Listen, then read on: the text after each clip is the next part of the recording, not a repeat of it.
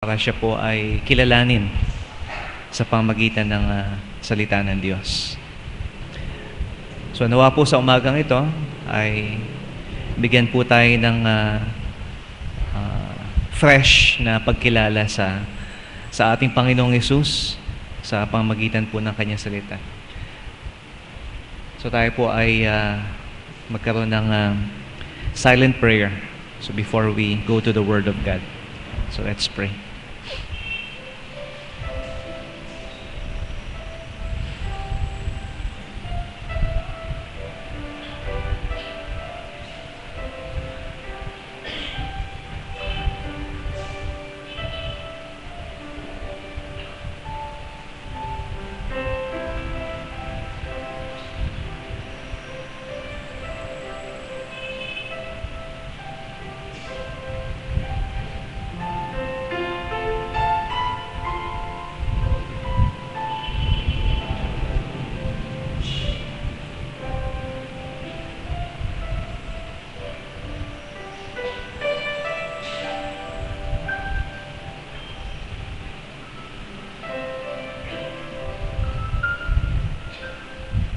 Amen.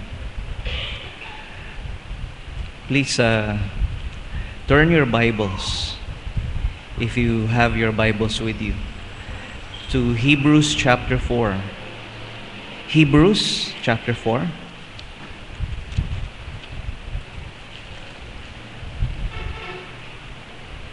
Hebrews chapter 4. And we'll be reading 3 verses, and we'll be reading many other verses from Hebrews after this. But for a start, basahin po natin ang Hebrews chapter 4 verse 14 to 16.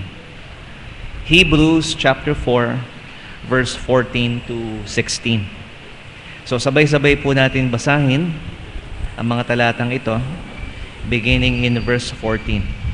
And it begins with seeing then that we have a great high priest. Okay? So, laksan po natin at basahin po natin ang sabay-sabay. Hebrews chapter 4, verse 14 to 16. We'll all be reading in the English, in the King James Bible. Okay? Hebrews chapter 4, verse 14. Ready? Begin. Seeing then that we have a great high priest that is passed into the heavens, Jesus the Son of God, let us hold fast our profession. We have not an high priest which cannot be touched with the feelings of our infirmities, but was in all points tempted like as we are, yet without sin. Let us therefore come boldly to the throne of grace, that we may obtain mercy and find grace to help in the time of need. Thank you. You may take your seats. So this month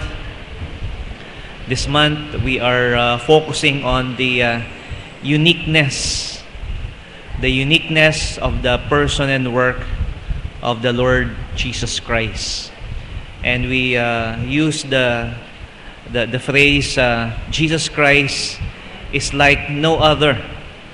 So wala hong katulad ang ating Panginoong Hesus. And you could say that if you know Him. Okay? If you know that He is true. Never mind if we do not know many other things, but to know Jesus Christ, kung kilala po natin ang Panginoong Hesus, and I would say not only as our Lord and Savior, but in the Bible, in the Scriptures, He is more. That He is unique. Okay? He is different. Alright? In His person, kung sino po siya. And in His work, sa Kanya pong gawain, ay talagang ibang-iba po. At wala ho tayong pwedeng ihalin tulad sa ating Panginoong Hesus. So, the first Sunday of December, we looked at the claim of the Lord Jesus Christ that there is no other God. And He is God. And we explained that, the teaching of the Scriptures regarding the deity of the Lord Jesus Christ. That our God is indeed unique sa lahat ng mga Diyos. At ang ating Panginoong Jesus, we also had said that He is our King. Okay, siya po ang ating hari. There is no king in this world but the Lord Jesus Christ. He is the King of Kings and Lord of Lords.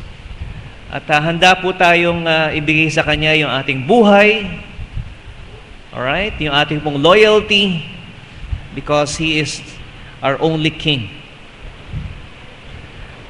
And this morning, okay, nasabi po natin last week that yung konsepto ng pagkakaroon po ng hari is quite foreign for most of us.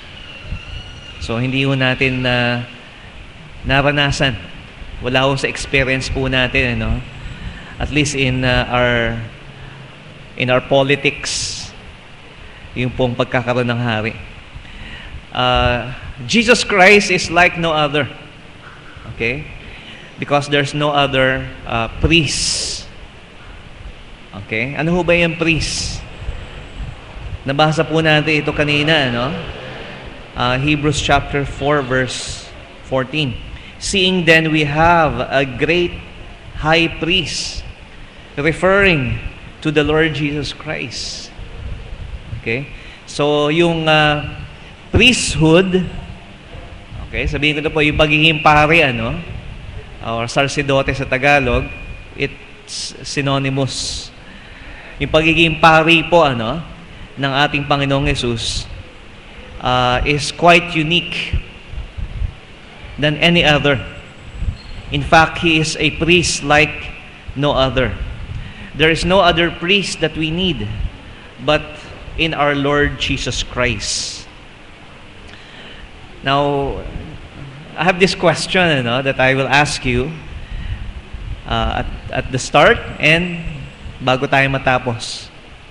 Kailangan ho ba natin ng pari? Okay, do we need a priest?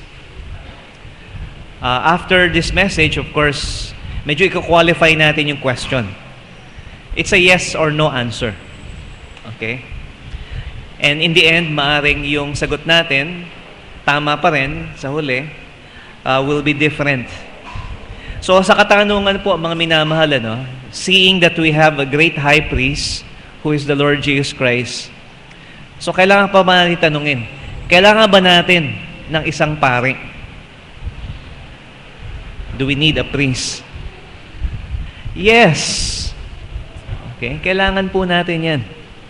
We need it. We do need a priest. And of course, ang kasunod po niyan, bakit? Why do we need, a priest? So do we start inviting, a priest in our midst? What is a priest? Okay, ano ba yung priest? And what does a priest do? Now, in our culture, of course, we have an idea of what it is.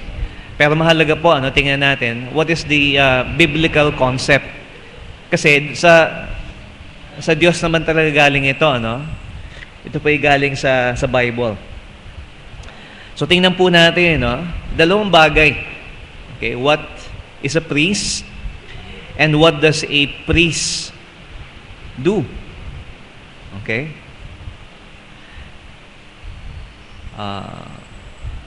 Minsan may tatanong sa akin, Pastor, are you a priest? Yes. Okay? And no. Okay? Maintindihan niyo po yung sagot ko dyan mamaya. Pero, a priest is a representative of man before God. It is a representative. Okay? So, ito po ay kumakatawan sa atin, okay, sa tao, sa harapan ng Panginoon Diyos. So, kaya kailangan po natin, because we cannot come before God by ourselves. Hindi ho tayo pwedeng lumapit sa Diyos sa sarili lang po natin. Hindi ho tayo pwedeng pumasok sa presensya ng Panginoon just as we are. Okay, we need a representative. Collectively, bilang mga tao po, and individually. Okay? Hindi ho basta-basta kahit sino ay pwede na humarap sa Panginoon Diyos. Siya po ay dapat chosen by God. He has to be authorized. Okay? He has to be ordained by God. Okay? To stand before the Lord. Hindi ho pwede kahit sino. Kahit hari ka pa. Even if you are a king. Hindi ka pwede na basta na lang haharap sa presensya ng Panginoon at gawin yung bagay na ginagawa ng isang priest, which we will see later after this. At ito po ay nakita po natin sa halimbawa ni King Saul. Okay? One of the failures of the first king of Israel, si Saul po, that he disobeyed God. Okay? Because he sacrificed. Okay? Nagbigay po siya ng offering. They were about to go into battle, and kailangan nilang mag-offer ng sacrifice. Ang problema, the designated, authorized representative to God, si Samuel, wala pa. Okay? So medyo impatient itong si King Saul. So he took it upon himself to offer the sacrifice. Okay? So nag-offer po siya ng burnt offering sa Panginoon Diyos. At pagdating ni Samuel, what did you do? Okay? Hindi mo trabaho yan.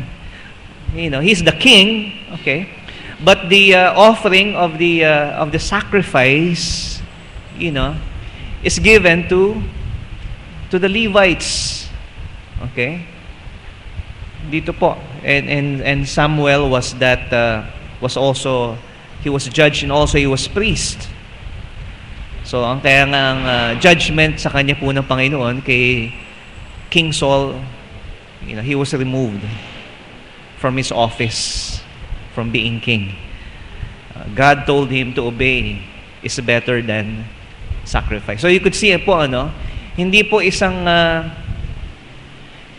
magaang na bagay. It is a very serious thing na pag ikaw ay magiging representative ng Panginoon Diyos, ng tao sa Panginoon Diyos.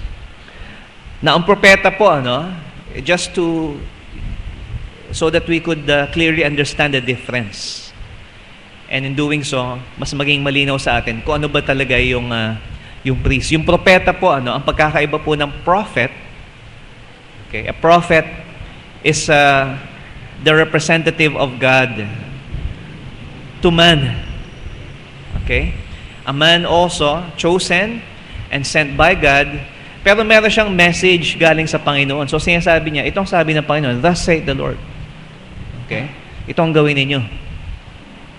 So he is a representative of God to men.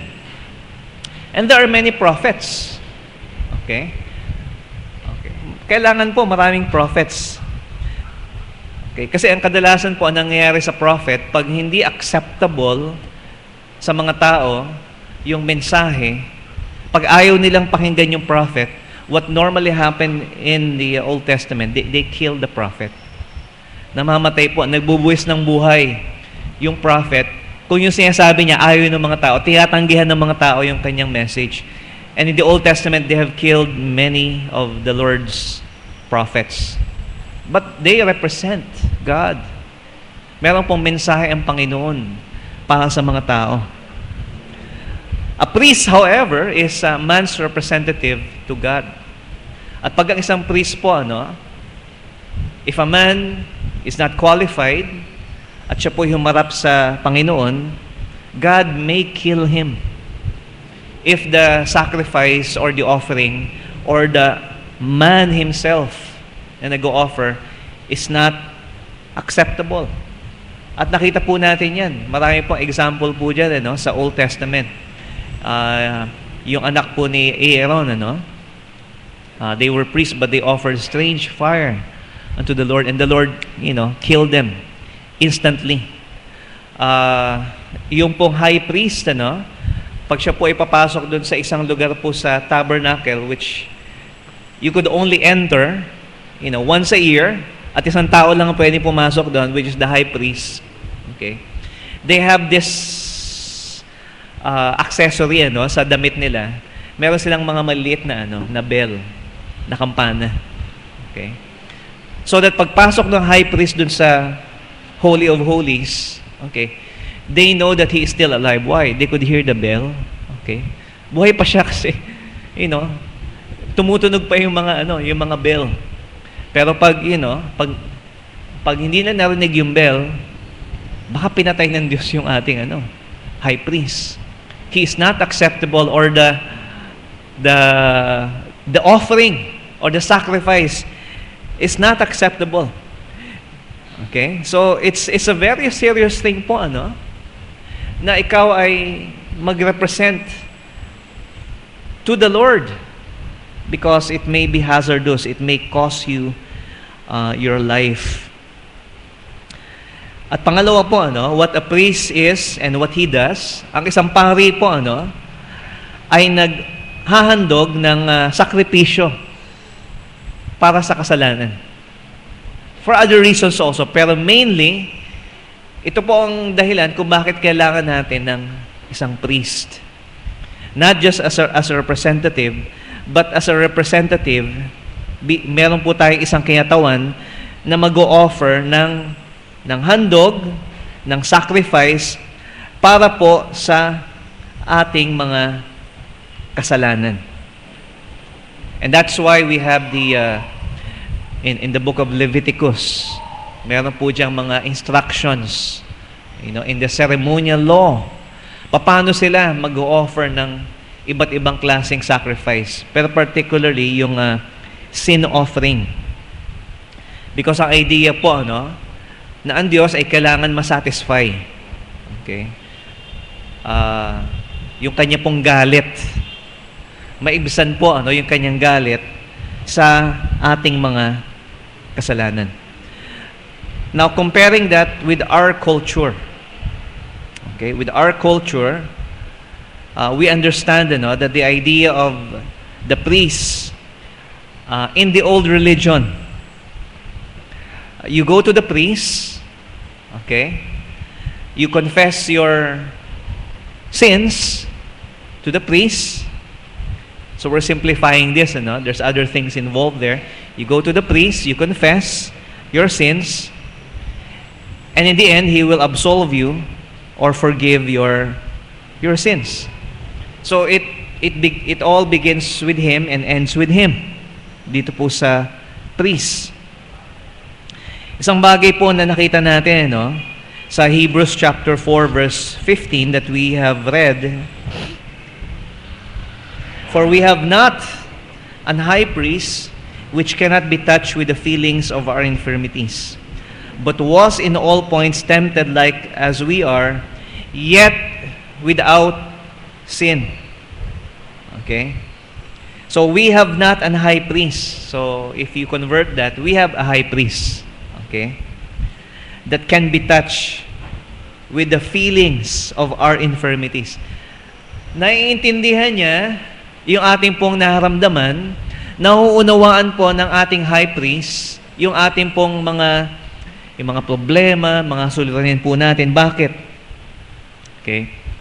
Because he is like us. Okay? Sinasabi to, but was in all points tempted like as we are. He is like us. Kung ano yung na-experience po natin ay na-experience niya. Dahil siya po ay isang tao.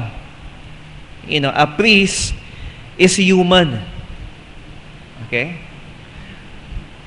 So, we should qualify for that, di ba? Kasi lahat naman po tayo tao. Pero ang binabanggit po rito, the priesthood of the Son of God or the Lord Jesus Christ. As sinasabi po dito, that our high priest, is someone who is touched with the feelings of our infirmities, tempted in all points, like as we are, pero ito po, He has no sin. He has no sin. Wala po siyang pagkakasala. So, pwede siyang mag-represent sa atin kasi tao din siya. Pero para siya ay makaharap sa Diyos, kailangan wala siyang kasalanan. Okay? Otherwise, He will not be acceptable before God. So, kaya nga po, we say that our Lord Jesus Christ is the one that can be our priest like no other. It's because He represents us, He's like us, He knows our testings, our troubles, our temptations, yung mga pagsubok po natin. Pero ito pong pagkakaiba po niya, He is perfect. He is without sin. And since we are all sinners, no one is qualified. Okay, walang sino man po ang pwedeng mag-represent po sa atin sa harapan ng Diyos, because He has to be harmless, holy, undefiled, separate from sinners. He has to be perfect. Assuming po na merong kailangang gawin dito po sa isang taong ito para ikaw ay makaharap sa Diyos and you be a priest to represent people. So ang kailangan niya rin is someone who will represent Him. Okay? That will be a priest to Him. Parang ganito yan, di ba? Sino nagugupit ng buhok ng barbero? Siguro barbero din. Di ba? Maliban lang kung ikaw si I've just read this parang trivia, yung presidente daw ng North Korea, si Kim, the first name, si Kim ay siya nagugupit ng buhok niya. Okay, because he has phobia sa mga barbero. So isipin mo, siya yung nagugupit ng buhok, so kaya ganun yung buhok niya siguro. So anyway, okay. Pero normally, somebody else cuts your hair. Okay? At sino nagugupit dun naggupit ng buhok niya? So, barbero din. At sino naggupit? So, since we cannot go in succession, into infinity so we have to assume na meron dapat isang great, I wouldn't say barber, balik tayo dun sa pinag-uusapan. Meron tayong isang great high priest. Okay? So we have to assume that there is one who is first, who himself does not need, a priest because he is sinless. So ibig sabihin po, mga minamahal, yung nag-iisa pong yun na dakila and perfect and sinless. Okay? Because anybody could claim to be great, but nobody can claim to be sinless. No one but the Son of God. Wala ho siyang ginawang kahit isang bahid ng kasalanan. Now, paano po kung ang isang tao ay makasalanan? That in itself will disqualify him from being a representative of man to God. He cannot be a priest. So bakit ngayon nagbigay ngayon ng Panginoon ng president, okay, na naglagay po siya ng mga utos para magkaroon po tayo ng mga priests. Because before the Lord Jesus Christ came, meron na pong mga priests in the Old Testament. And what these priests does is that they offer sacrifices for sin. And in the Old Testament, the tribe, okay, that was designated, yung pong tribo sa Israel, O yun pa, dapat taga-Israel.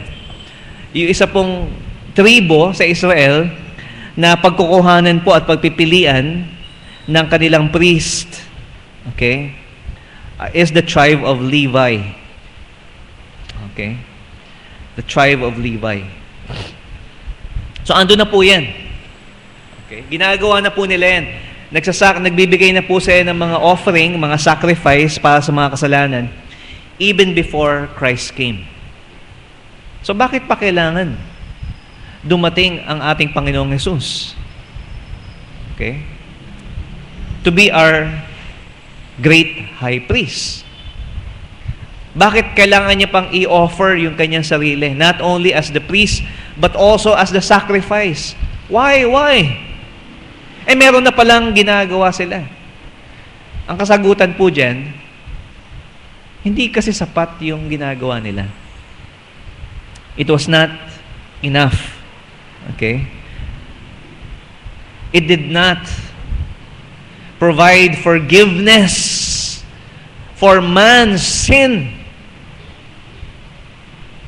Yung dugo po na galing do sa mga pinatay na mga lambs, those animals, only covered sin, but it was still there. Okay? At kaya kung babalik na rin po natin yung katanungan, okay?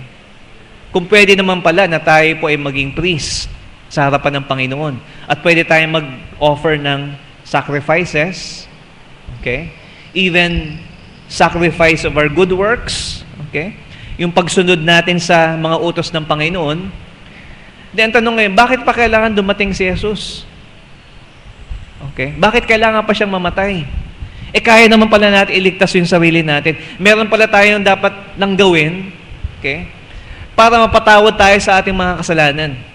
Ang problema nga po, mga minamahal, is this. Kahit anong gawin natin, kahit anong pagsunod ang gawin natin, it does not take away our sin. Wala hong makapag-aalis sa ating kasalanan. There's no sacrifice na manggagaling po sa atin. There's no work, there's no effort na manggagaling po sa atin na maaaring tanggapin ng Diyos bilang kabayaran sa ating mga kasalanan. So kaya ang Panginoong Hesus napako sa krus para sa ating mga kasalanan. And so the Old Testament Levitical sacrifice did not, and cannot take away sin. It's just a shadow. Ito po ay isang anino lamang dun sa mas dakilang sacrifice na ibibigay po ng ating Panginoong Hesus. And that is why we are admonished here, not to put, our faith, our confidence in any kind of ceremony as far as yung pagpapatawad po ng kasalanan is concerned. In the book of Hebrews, once again, in 10 and 11, sabi ito, and every priest standeth daily ministering and offering oftentimes the same sacrifices which can never take away sin. So somebody pointed out to me, at one time, ang pinag-uusapan diyan yung mga Levitical priest. Okay? Yung sila Aaron. Okay? Kaya nga sinasabi diyan, and every priest. Pero ang pinag-uusapan po dito sa Hebrews, what kind of priest? At nagbigay po ng distinction between yung priesthood of the Lord Jesus Christ and the priesthood of the Levites. So ito lang po masasabi natin, kung yung ginagawa po nila hindi nakapag-alis ng kasalanan, sa palagay nyo kaya, ano pa maidadagdag natin doon sa ginawa po nila? If that could not take away the sins, then any kind of priest, every kind of priest, cannot remove sin, whether it is of Aaron or Levitical or Jesuit or Dominican or Franciscan, any kind of priest. There is no priest because all these priests are human sinners. That's the point. Okay? Kasi ang bawat isang, pare ay tao rin na nagkakasala at hindi makaaring makapag-alis at makapagpatawad ng kasalanan. I'm sorry to say that, but that is what the Bible says. Okay? Kung tayo po ay magtatamo ng kapatawaran sa ating pong mga kasalanan, at iyan po ang pangunahing pangangailangan po natin, hindi ho dapat tayo lumapit lamang to a mere man, sa isang tao lamang. He has to be like no other. He has to be different. And that, my friends, we should see that, as the Lord Jesus Christ. Siya lamang po. He is our great high priest. In fact, alam niyo po, if I may just comment a little bit on the purpose, kung bakit po naisulat po itong sulat, to the Hebrews. So yung Hebrews po, ito po yung mga taga-Israel. At ito pong mga taga-Israel na ito, particularly, are the mga naging Kristiyano po sila. At dahil sila po, ay nagkakaroon ng, sumusunod po sila sa Panginoon, they trusted in the Lord Jesus Christ, but they are also having some pressure. Medyo nahihirapan din sila kasi, yung mga kababayan po nila na mga Hudyo, mga taga-Israel na hindi pa ho Kristiyano, medyo inuusig po sila. And medyo natetempt po sila na bumalik na kayo dito sa kinagis na natin with Judaism. Let's go back. Okay? And so the writer of Hebrews is saying, kahit nahihirapan kayo, even though you have this persecution, we have something better. Okay? We have someone, okay, who is better. And that better is the Lord Jesus Christ. And if you continue in chapter 5, verse 1 of Hebrews, for every high priest taken from among men is ordained for men in things pertaining to God, that he may offer both gifts and sacrifices for sins. That's what we're talking about. Who can have compassion on the ignorant and on them that are out of the way, for that he himself is compassed with infirmity. And by reason hereof he ought, as for the people, so also for himself, offer for sins. And no man taketh dishonor unto himself, but he that is called of God, as was Aaron. So makikita po natin, Aaron and his descendants were chosen for this office of the great high priest. Pero kailangan din na mag-offer siya para sa kanyang sariling kasalanan. So meron din po siyang kasalanan. But the kind of priesthood, okay, na makakatulong po sa atin, sa ating pong kalagayan bilang mga makasalanan, is we find here in chapter 7, verse 1.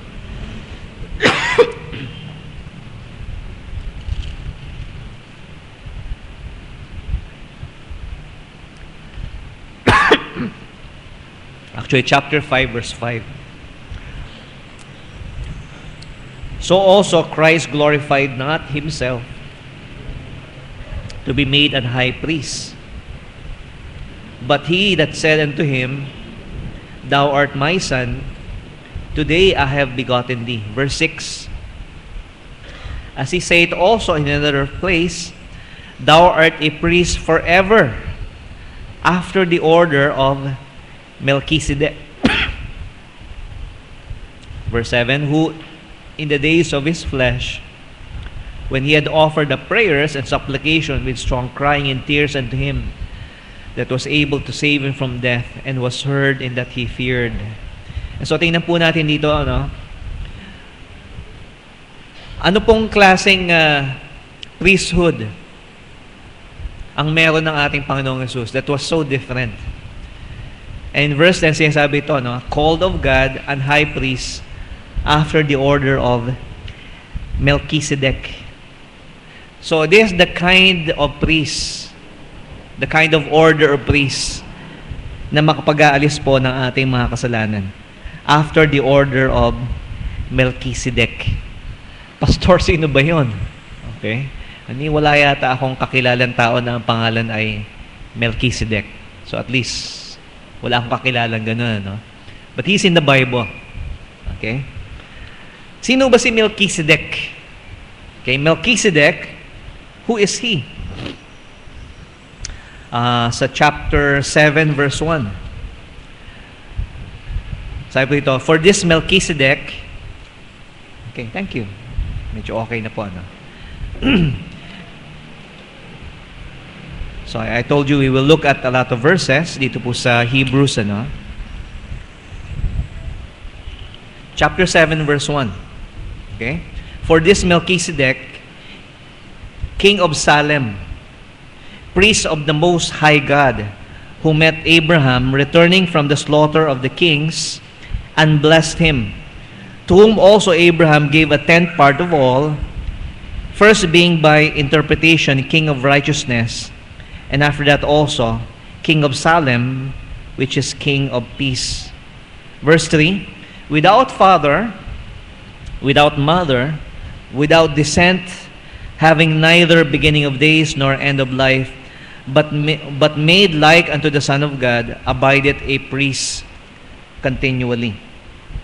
So ang ibig sabihin po ng pangalan ni Melchizedek is King of Righteousness. Okay? Melchizedek.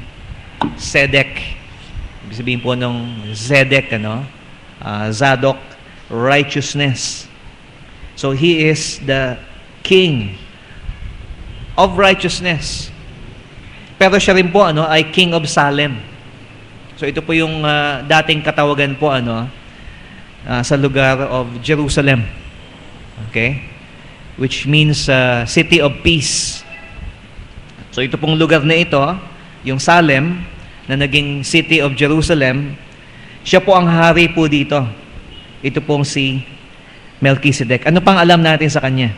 Well, Abraham sacrificed or gave offerings to God through Melchizedek. Ano pang alam natin kay Melchizedek? Wala na masyado. Sabi po dito, without mother, without father, hindi natin alam kung saan siya nagmula. And even says here, sa verse 3, neither beginning of days, nor end of life, but was made like unto the Son of God, abideth a priest continually. So yung kanya pong priesthood, kailan nagsimula po yun? It was eternal. Okay, ito pong priesthood ni Melchizedek. So mahiwaga po, ito pong si Melchizedek. Sino ba siya? Pero one thing that we can gather from these verses, na ito pong si Melchizedek is greater than Levi. Yung priest, okay? Because kung si Abraham po ay nagbigay ng papugay dito kay Melchizedek, si Levi anak lang ni o descendant lang nitong si Abraham. And so the conclusion here is that he is greater than Aaron, he is greater than Levi, he is greater than Moses, greater than even Abraham himself. Ito pong si Melchizedek. Because ito pong si Abraham gave honor to Melchizedek. Now, there's only one priest in the order of Melchizedek. Okay? So, pag ikaw po ay nagbigay ng, ng order o ng class, okay? So, dapat iba-ibang klase po yan. Pero, there's only one priest in the order of Melchizedek. And that is Melchizedek. Okay? Wala na pong iba. Wala na hong sumunod sa kanya, wala na hong katulad. Ito pong si Melchizedek. There are those who think, myself included, that this Melchizedek na binabanggit po sa Genesis at dito po sa book of Hebrews is not merely a type or a shadow of the Lord Jesus Christ. Many feel that this is Jesus Christ Himself. Because iisa lang si Melchizedek. And He is unique. So, malamang po, ito po ay si Jesus Christ. In the Old Testament, sandali, nasa Old Testament yun, theologians call this, a Christophany. Na meron pong mga nagpapakita, sa Old Testament, like the angel of the Lord, the captain of the Lord of hosts, the man that wrestled with with Jacob until the breaking of the dawn. And, some theologians would say that that is an Old Testament appearance or manifestation of the Lord Jesus Christ. And I would tend to agree na ito pong si Melchizedek, could be that Lord Jesus Christ in the Old Testament. Because there's only one unique priest. Hindi pwedeng pag sinabi mong unique, dalawa silang unique. Dapat isa lang. And if that is so, if Christ is like no other, wala siyang katulad, even by just comparison, then maaari po nating masabi, and of course we still may be wrong, pero there's nothing wrong to speculate this, that ito pong si Melchizedek is actually, and in reality, Jesus Christ. Jesus Christ in the Old Testament. Of course, hindi pa nila kilala, Him, si Christ, si Jesus, But he would have the same qualifications. So, ang point po na pinapakita po rito, yung uniqueness po ng ating Panginoong Hesus. Tumingin po tayo sa Kanya. Let's look to the Lord Jesus Christ. Going back to Hebrews, ito po yung admonition po sa atin.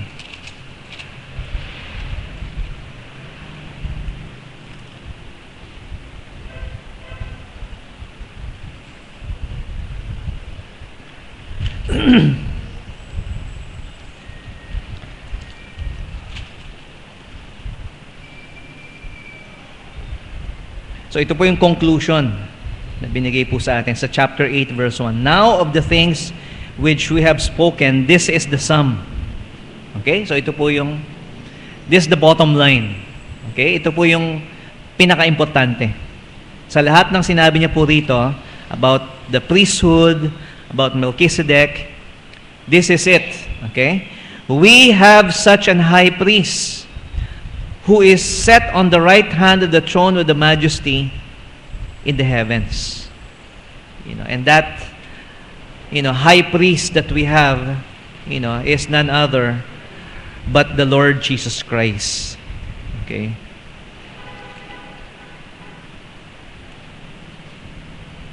So siya po, mga minamahal, ang kailangan po natin. And this is what we need. We need someone who can wash away our sins once for all. Yung matanggal po yung penalty. Okay? Yung kabayaran. Kailangan po tayong tubusin sa ating mga kasalanan. So, pag nagsanla ka, di ba? So, kailangan bayaran yun. Kasama interest, yung tubo. So, kailangan meron po magbayad nun. Hindi natin kaya o pwedeng bayaran ang ating sariling mga kasalanan. So somebody has to do that. And the one that did that for us, who is qualified to be our great high priest, is none other but the Lord Jesus Christ. Kasi ang kanya pong inoffer na sacrifice, hindi po hayop, hindi ho dugo ng mga tupa, hindi ho kordero. Ang kanya pong sinacrifice na perfect, yung kanyang sarili. So he is both the priest, okay, and the sacrifice for our sins. Huwag na po tayong maghanap, mga minamahal, ng meron pa bang ibang paraan? Nanalangin ng ating Panginoong Hesus. Pinawisan siya ng dugo, umiyak siya ng dugo. At nagtanong siya sa kanyang ama, meron pa bang ibang paraan. Maliban dito sa sacrifice na gagawin ko. At 3 beses na siya po ay he struggled with the Father. And in the end, he was just able to say, not my will, but thy will be done. Ang tanging kaparaanan lamang po, mga minamahal, na ibinigay po sa atin ng Diyos para tayo po ay malinis at mapatawad sa penalty of our sin is the sacrifice of the Lord Jesus Christ. Huwag na po tayong maghanap ng ibang kasagutan. Kaya nga ang sigaw ng ating Panginoong Hesus nung bago po siya mamatay, naganap na, it is finished. Huwag nyo na ipagpatuloy ang mga ibang mga sacrifice na yan. Because those sacrifices, Levitical or your personal sacrifices, your good works, they can never take away our sins. Wala po tayong pwedeng ipambayad. Tayo po ay bankrupt. Wala po tayong anumang halaga na maibibigay sa Diyos para tayo po ay matubos sa ating mga kasalanan. Pero ito po, mga minamahal, it is finished. Tapos na. Wala na tayong kailangan gawin para tayo po ay mahugasan sa ating mga kasalanan. So we're talking about the penalty of sin. Pero alam naman po natin, mga minamahal, na ang bawat mananampalataya, halos araw-araw tayo po ay nakakadanas po tayo ng paggawa ng kasalanan. And even in that, mga minamahal, ang kasagutan pa rin po natin sa paghuhugas po ng ating mga kasalanan. And this involves not our relationship with God, but our fellowship with God. Kasi pinatawad na po tayo ng Diyos sa penalty ng ating kasalanan. Our relationship with God has been restored already. Okay? Hindi na ho tayo pwedeng mahiwalay sa Diyos. Who can separate us from the love of Christ? There's nothing in this universe na maaaring makapaghiwalay sa atin sa Panginoon. Pero dahil tayo po ay nakakagawa pa rin ng kasalanan sa araw-araw, then what needs to be restored, through daily cleansing is our fellowship with God. And John, sa 1 John, kanya pong pinakita po rito yung kahalagahan that we confess our sins. Okay? John 1:9. But if we confess our sins, okay? Kanino? To the Lord Jesus Christ. You don't need to go to some, booth, and confide and ask for forgiveness. You could go to God directly so that your sins, to confess, at ibig sabihin ng confession po rito, you agree with God, okay, about your sin. If we confess our sins, pansinin niyo po, He is faithful. He is just. Okay? Tapat po siya. Okay? Makatarungan po. Makatarungan ba yun na papatawarin tayo ng Diyos sa ating mga... Yes, makatarungan po yun. Kasi binayaran niya na yung ating mga kasalanan. So that if we confess our sins, if we agree with God, if we say the same thing, He is faithful and just to forgive us our sins and to cleanse us from all unrighteousness. That's something. Okay? Kasi po, mga minamahal, if I want to restore my relationship with God right now, I could go to God right now. I don't have to wait for the end of the service. I don't have to wait for Sunday. I don't have to wait for next week. Okay? Iipunin ko muna lahat ng kasalanan ko bago ko i-confess sa Panginoon. No. Okay? God is faithful and just because He has provided for us a great high priest who is not only our representative, kung titingnan po natin dito sa chapter 2 verse 1 of 1 John, at alam po ito ng Panginoong Jesus, ano? Sabi niya po ito, John chapter 2 verse 1 John 2:1, "My little children, these things write I unto you, that ye sin not." Okay? So ang mga salita pong ito from the Bible, from the Word of God, helps us na para hindi tayo mahulog sa kasalanan. "Thy word have I hid in my heart, that I might not sin against God." Pero sinasabi pa rin po dito, ano? "And if any man sin," what do we have? We have an advocate with the Father, Jesus Christ, the righteous. And He is the propitiation. Ibig sabihin po na, no? Consolation for our sins. Pampalubag loob. And not for ours only, but also for the sins of the whole world. I don't want to sin tomorrow. Pero, you know what? In fact, maybe I don't even have to wait for tomorrow. Maybe mamaya. Okay. I don't want to sin. And we pray to the Lord na hindi tayo mahulog sa kasalanan. But if we do sin, okay, and if we, neglect to confess it, okay, ano po sinasabi po dito? Meron tayong advocate. Kumbaga, meron tayong abogado sa harapan ng Panginoon Diyos. We have a representative na magtatanggol po sa atin.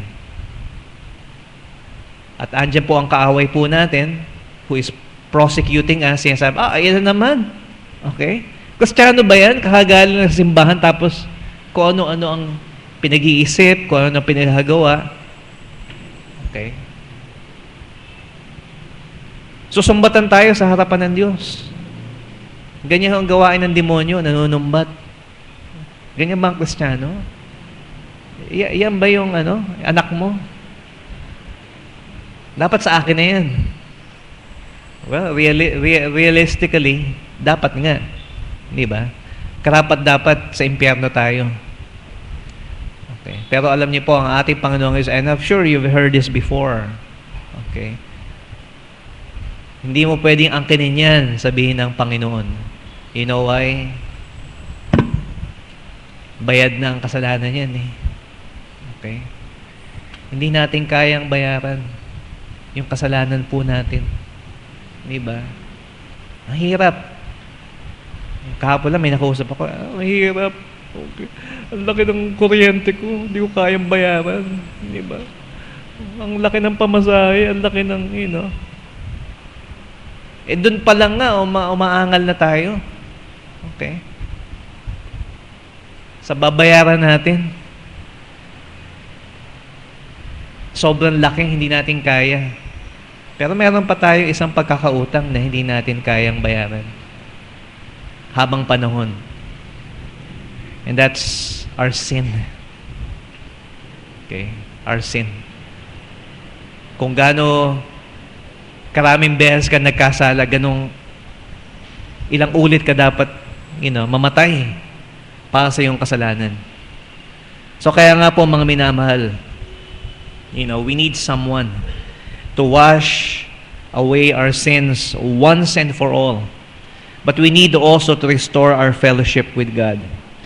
But if we cannot, okay, then sinasabi po ito, we have an advocate with the Father, Jesus Christ, the righteous. Ito po isa po maganda, with the high priest that we have, who is Jesus Christ. As we have read kanina po sa chapter 4, verse 14 to 16. Okay. We can go directly to God.